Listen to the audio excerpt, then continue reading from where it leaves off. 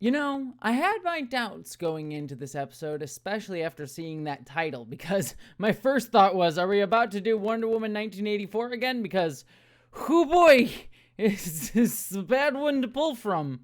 Hello, interwebs. I hope you are all doing well, because I am here to review the penultimate episode of this series of Doctor Who, the first of a two-parter, as is typical for Doctor Who for the most part. This one titled Wish World. Wishing World? Wish World.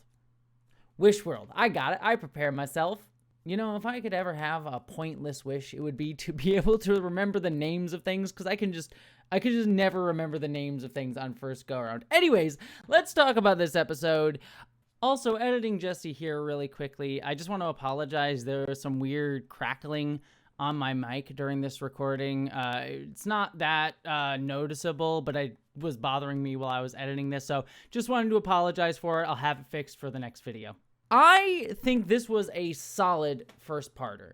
Generally with two-parters, especially with Russell T Davies two-parters, the first part is always generally really good. It's the second part that can really fall flat. See last year's finale that we got that certainly did not take full advantage of the really great setup that we got in that first part. So we'll see how that goes with this one. But this here was solid because it was trying to do and say its own thing. And I really, really liked what this episode was trying to do. That being said, this episode didn't knock my socks off by any means. It wasn't like, oh my god, this is amazing. But I really liked a lot of what it was doing. There's shades of a few different episodes of Doctor Who within this. I think the ones that immediately come to mind are The Big Bang, the finale of, I think, Series 5? Whatever the first Matt Smith series was, as well as shades of Silence in the Library inside that digital world, and Donna Noble in the second part of that one. So there are shades of that. But what this one is particularly doing, I think, is really, really interesting, because it is showing us the wish world of Conrad, our little incel, right-wing conspiracy theorist boy from a few episodes ago.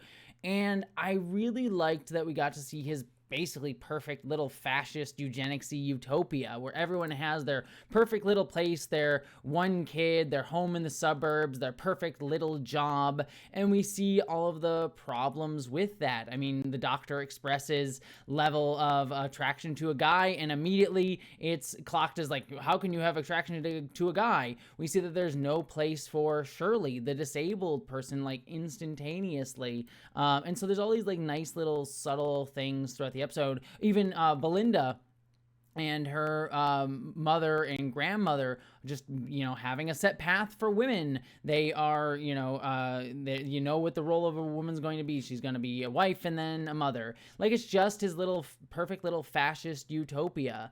And I liked that was just being depicted throughout all of this. And also, by the way, just to put it up front, the production design of this episode was phenomenal. In particular, I really liked actually the redress of the unit set with like its 1970s style like retro office.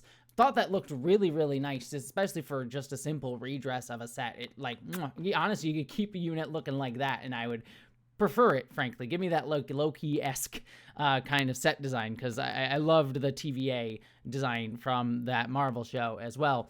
But regardless, getting back to the point here, it just showcases what these little fascist people want. But what I liked even more was how it showcased the people who fall between the cracks, the disabled people, the queer people, things like that, and I love their explanation for this. We don't fit into his world and he doesn't see us, so we become invisible. And I thought that was just a really wonderful idea that, like, yeah, that's what fascist people do. They don't see a place for queer people, disabled people, anything like that. Honestly, if the episode had wanted to go even darker and even deeper, like, you could have removed a lot of the people of color from this world as well.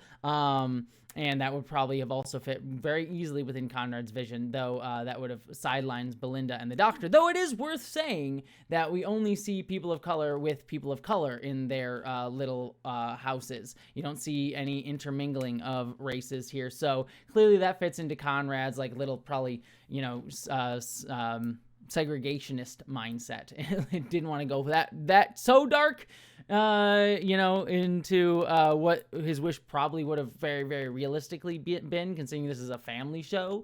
But it does hint at those elements. So I did like that. But I like this idea of these queer people just being on the outskirts of society that can see through it and just don't fit in, and they can recognize society and really just instantaneously see people through people like Conrad's utter bullshit. I really loved that as just a depiction. And for everyone else, it was just little doubts. They have like little doubts here and there, little frustrations, little things that bother them here and there that we got to see, but they never full on break or question the system that they're within. They'll have little doubts here and there, but they won't ever break it. And again, that kind of fits within exactly what we see in the real world. There are people who, can live for the most part easily within the system, or at least can live some level of fitting within the system, and they may have doubts, they may have pressures that they have to deal with, things that make them go like, oh, I wish this was better, but they don't ever fully leave it. They don't ever feel willing to fully question the system because they'll be shamed by people around them. They'll feel ostracized. They'll feel like they'll end up on the street without people seeing them. So they cling to that and vilify everyone else, vilify people like the doctor, and push him away when he expresses, queer feelings towards another, or just even liking a guy. Even not even liking a guy. What I actually particularly want to call this out, because he just calls the other man beautiful. The guy, I forget his name. The soldier dude is into Kate Lethbridge Stewart, which is again, a thing I hate that just undercurrent of story. The power dynamics between Kate and the soldier guy, I don't like, and I also don't know the soldier guy well enough. He's just hot soldier dude who's dating Kate. It bothers me. But regardless, the doctor just calls him beautiful offhandedly, and there's like a homophobic reaction to him, which is again something you can see happen to many queer people. If you like just offhandedly, like there's just a sense of like, oh no, don't get near me with that. I don't want to be seen as gay in any way, shape, or form. So just having to hold on to like this sense of masculinity. So I really liked seeing that depicted here. So there's a lot of like the structure of this seems very obvious, but there's tiny little things throughout all of this that I really did like. I also really liked that whenever they slipped up, the cup would fall through the table, and we never see it. Now, obviously, that becomes part of the big reveal later on. Now the things that we have to get to are kind of the Ronnie of it all. I really like Ronnie's performance, both Ronnie's performances, Mrs. Flood, and I'll just differentiate them as Mrs. Flood and the Ronnie. I think both of them are really cool, but they are kind of, I think there's a lot more in the performance than there is on the paper with this character. I don't know much about the Ronnie from the original classic Doctor Who. I never saw those episodes. In the past week, I've learned a little bit more about her. She's sort of an amoral scientist, not necessarily immoral, an amoral scientist. And it is cool here that it does seem to be that she's a scientist who is using magic, has learned how to use magic. And honestly, I would have liked to see a little bit more of that, getting this idea of that, like, she's a scientist who has applied a scientific method to magic.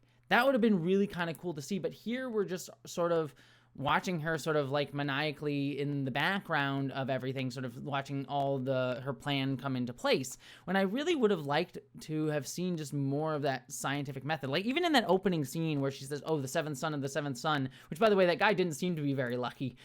He seemed to end up very unlucky, if I'm being frank. But when she was finding that baby who eventually gets revealed to be the god of wishes, which they do the creepy little baby mouth thing from Space Babies to make the baby do the giggle laugh, which is creepy still, but fits more appropriately here than it did in Space Babies, which is just unsettling there. But yeah, I would have liked in that sequence to like see some of that scientific method play out. Otherwise, it just sort of like she shows up, already knows what's going on, uses magic, and then leaves. Again, the performance is really strong. She's doing a great job, but I'm not getting a lot of like characterization off of her other than just bog standard kind of villain. And the end of the episode kind of tries to build her up, like with her like expositing to the doctor. And I like her even saying, this isn't exposition, I needed you to doubt the most, which I'll come back to. But she's expositing all this stuff, and it kind of seems like they're trying to build her up as like a second master. Like, oh, look, I'm the last of the Time Lords alongside him. I'm a Time Lady. He's a Time Lord with the last two. But it's a dynamic we already saw done a lot better way back with the Masters reveal, several Masters reveals, honestly. Like the Masters reveal way back when David Tennant's run was amazing in the top tier version of that. But honestly, even as much as I don't love Jodie Whittaker's run, his reveal in Spyfall with Jodie Whittaker was also really, really great as well. And honestly, my favorite, honestly, as much as I don't love Jodie Whittaker's run, and as much as I don't love the way the Master was written, that is the best Master performance.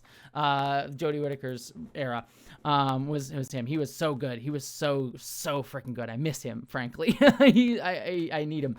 But yeah, like those reveals were really, really great, and those builds ups and like saying like, oh, we're the last of the Time Lords together, and there was a sense of weight with him.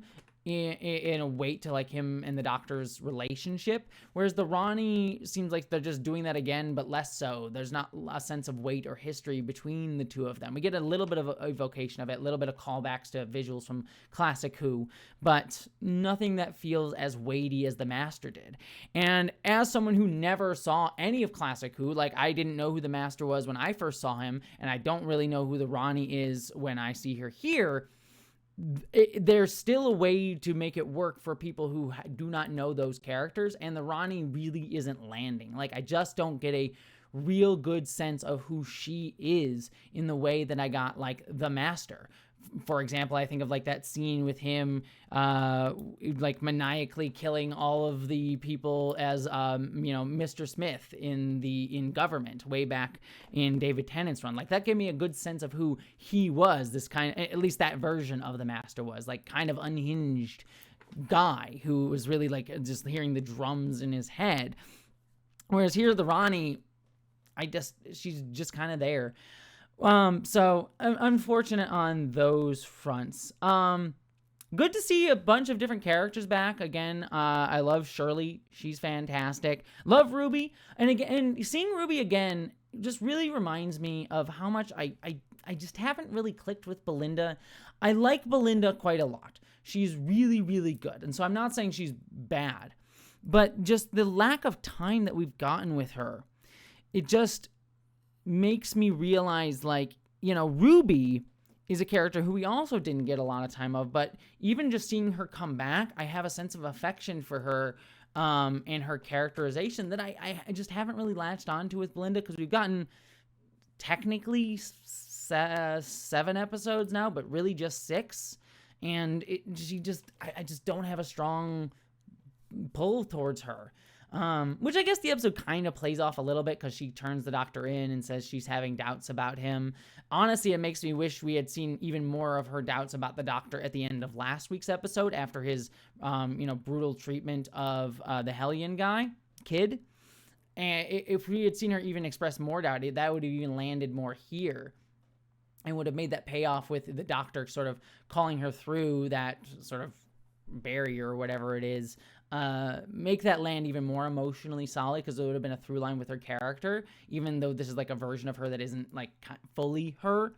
But it just doesn't work as well here in the way they characterized her so far. So, but again, I love Ruby. Ruby's great. I love that they tie into 73 yards a little bit. I'm worried that they might try to overtly explain whatever happened in 73 yards. I would not like that. I like 73 yards just being an unexplained sort of fairy circle magic thing.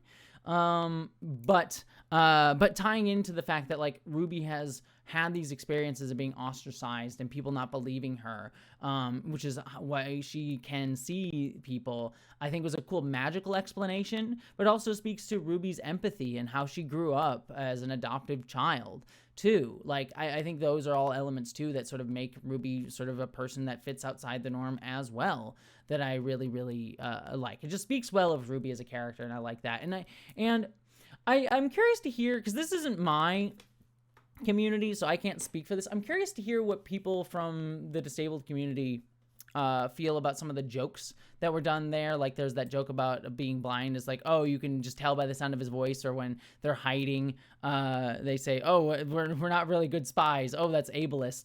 I'd be curious to hear what people think about those jokes. For me, I think they work in a sense that they're showcasing like, oh, Ruby's learning, and there can be a little bit of like, come on, you can do a little bit better, but like a little bit of humor in that.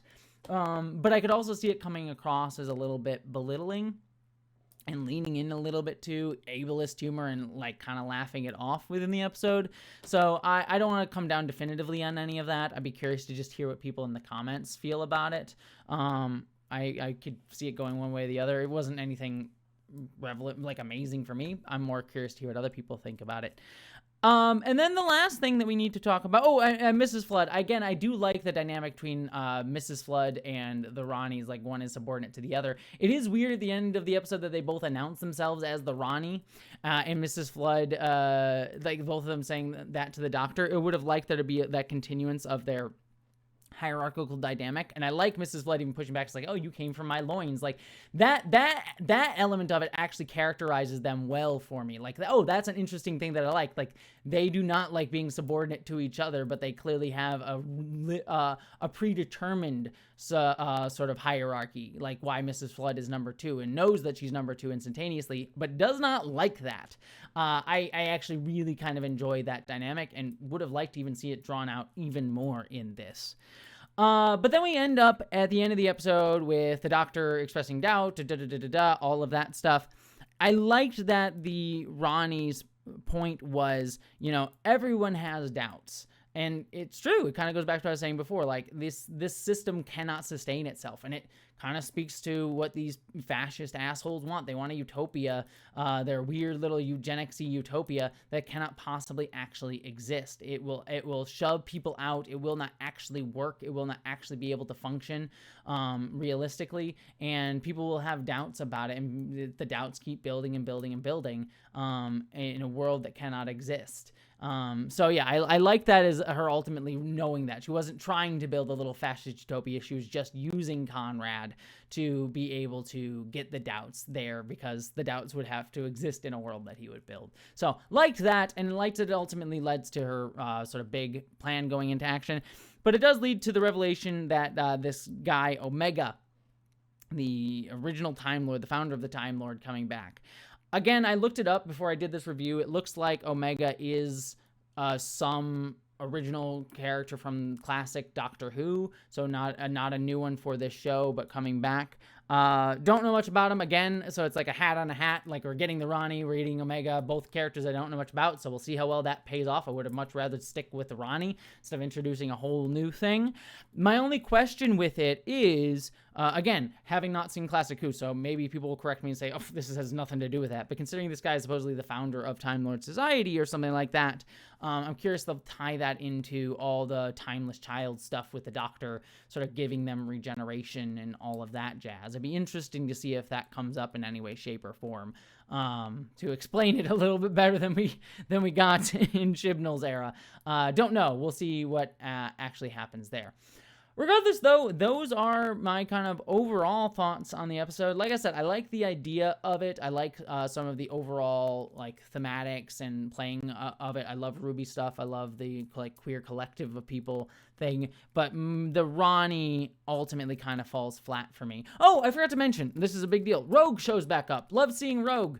They kind of play a little bit too hard with he loves the Doctor already. They're kind of going real hard into that just to get the Doctor sort of paying off of like, oh, I liked him. I didn't think they needed that. I think they could have just left it as like we both kind of have feelings for each other, and that would have worked enough for the Doctor to sort of be like, I liked him, which is what calls Belinda to call in the doubts, because if her husband is expressing feelings for another guy. Like I think it would have worked there. I think Rogue going so hard into saying I love you at the end just rang a little untrue for me, given how little time they spent together.